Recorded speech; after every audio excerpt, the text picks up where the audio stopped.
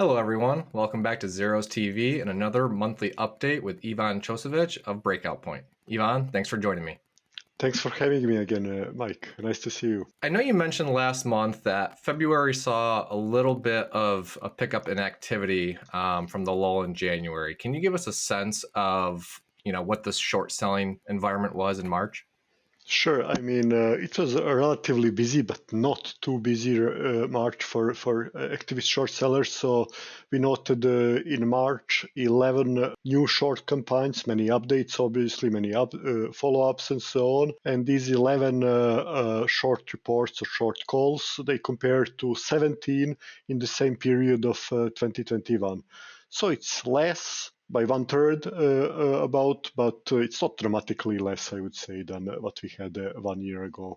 Start of the April was very busy. We already had three new major reports, also by Hindenburg, White Diamond, and Spruce Point. So several well-known activists already provided something. Right. And I know the market has staged quite the rebound since the March lows. Can you give us a sense for the performance of the short reports since February, March timeframe during this rebound? Yeah, so basically these 14 new reports, so 11 in March and three already in April. So the stocks in focus, they declined on average more than 6%.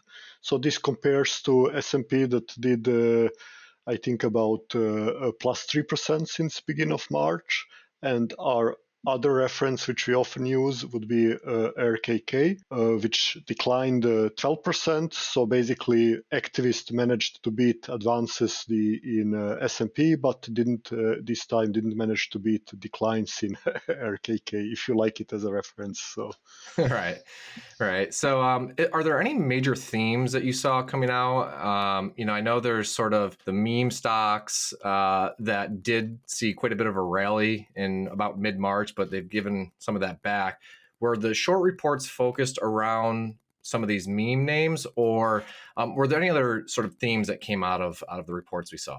sure. Meme stocks are ongoing theme, and we did see, and that's a good observation, Mike, by the way, that several of these well-known memes did go up in March. So actually, two of October last year targets. So Camber Energy in focus of Kerrisdale last October, and then that chat in focus of Culper Research also from last October. They had big spikes in March, but actually they gave back most of the gains. So now they are again back.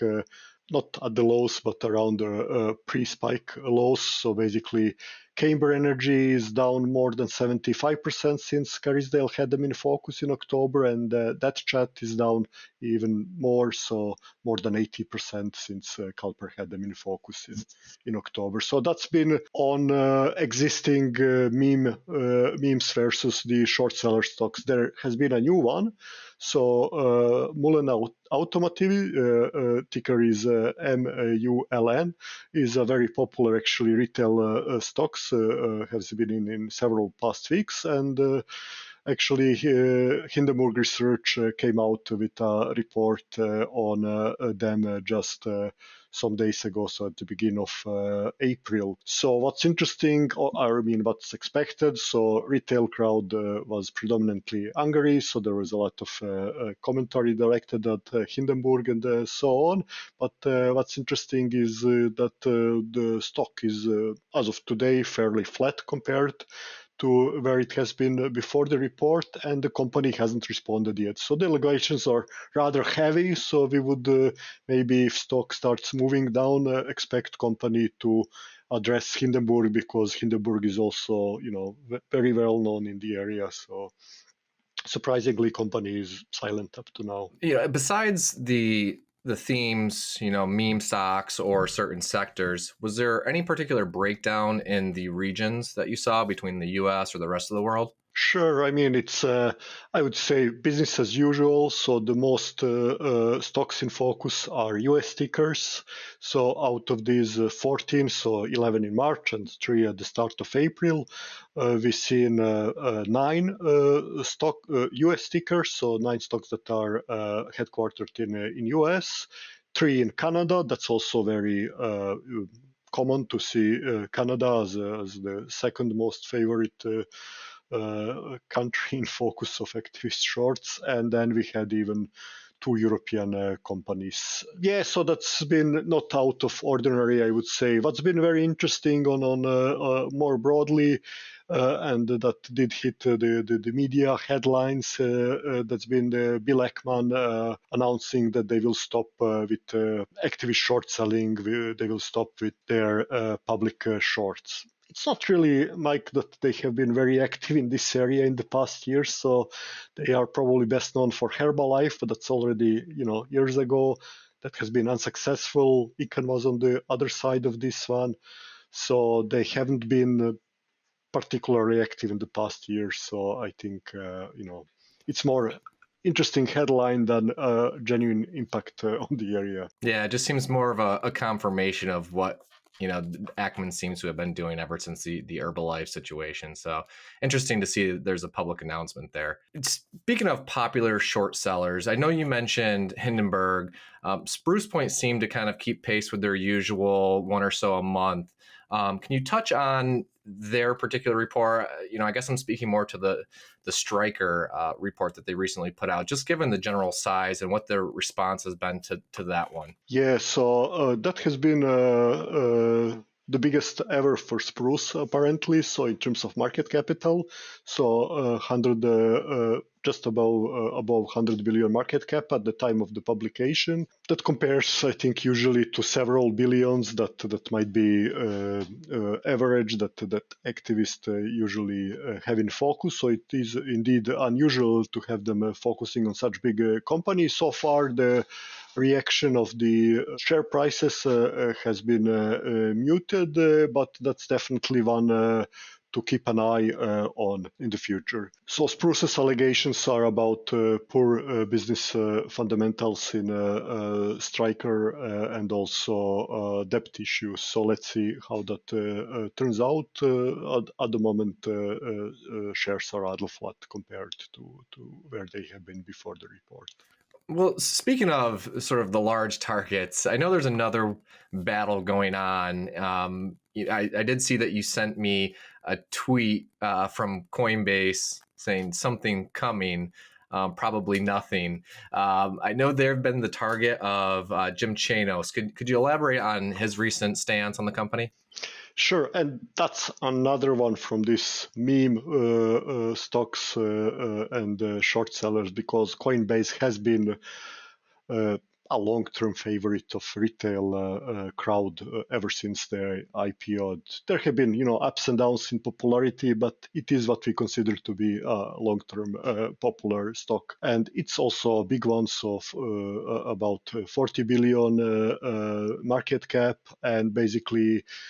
The Chanos didn't publish really a report, but went to media and talked about the overvaluation of this company, and in particular, Chanos believes that the earnings are going to be weak. Coinbase is what we would call one of the bubble stocks. Obviously, it's got a unique market niche as the pretty much the only public crypto exchange, and consequently has the valuation to go with it. So Coinbase is about a $40 billion market cap company. Stock was trading in the fall between $200 and $300, got down to about $150 recently. It's bounced. I think it closed somewhere around 185 today. We basically think Coinbase is over-earning. If you do the numbers, their revenue base is roughly 3 to 4% of their custodian assets, their customer assets. They have over $200 billion of customer assets in their system. And if you look at comparable kinds of exchanges or trading operations, and Coinbase is an amalgam of a lot of these because it has different functions. Charles Schwab has revenues of about 25 basis points of client assets. Trading operations, bank trading operations, typically have revenues of 1 to 1.5% of assets.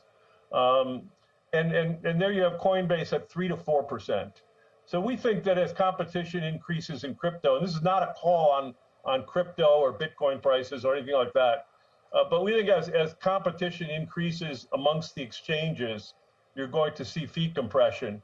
And as it is, Coinbase will probably not be profitable this year. Zer0es explicitly said this is not about broader crypto market, so it's not that sort of sector short. This is in particular about the fair valuation of this exchange business, and it's about competition and upcoming earnings and the economics of the company itself. So I see. Yeah, I mean, I think other than that, I know we had a couple of reports coming on Zer0es TV. We had one with White Diamond and one with Blue Orca. Is there any sort of other things that jumped off the page at you in the past month and a half in terms of short selling? Yeah, I think the one of these or both of the Zer0es shorts were indeed interesting, and Lee Cycle, so the one by Blue Orca, is among the top decliners. So maybe Mike, if you like to share a few words about the Blue Orca's short here. Yeah, so Soren over at Blue Orca Capital came on and presented on Life Cycle, which, off the bat was just massively overvalued against its own company competitors. But beyond that, Soren made the argument that they're seeing some Enron-like accounting issues with the mark-to-model accounting. So between that and the history of management's stock promotion and some of the issues that they're seeing over in Canada, there's a really compelling case there, even if those issues don't come to fruition. But just purely on a valuation basis, seems to be a lot of downside there. Yeah, definitely on our radar, and one of the biggest decliners in this period, together with Coinbase and several others.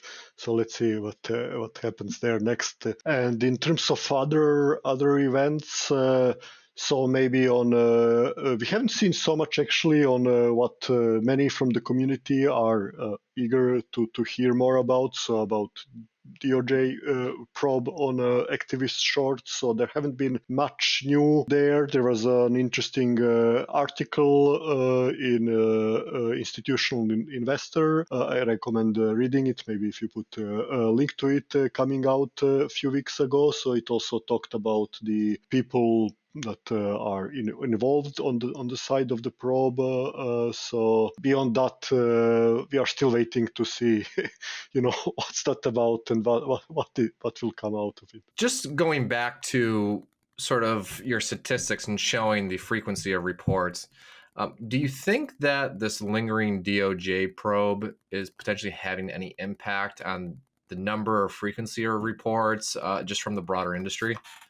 Yeah, I mean, the number of reports always varies, and at the beginning of the year, we had many publishers of short reports reluctant to publish because the markets were plunging so much. And I remember that the Scorpion Capital mentioned something along the lines that this is not the environment they appreciate for a new report. So there is a lot of that. And if this is preventing, this probe is preventing some to publish something, not really sure. I doubt it. So we see usual names publishing with approximately the same frequency as before with same output. So yeah, I wouldn't say this is impacting the output too much. Maybe for the newcomers, maybe some newcomers might be reluctant to join the area until they see what's going on and so on. So maybe in that sense. Is there anything noticeable in some of the names that you typically hear from, whether it's more activity than usual or less activity than usual?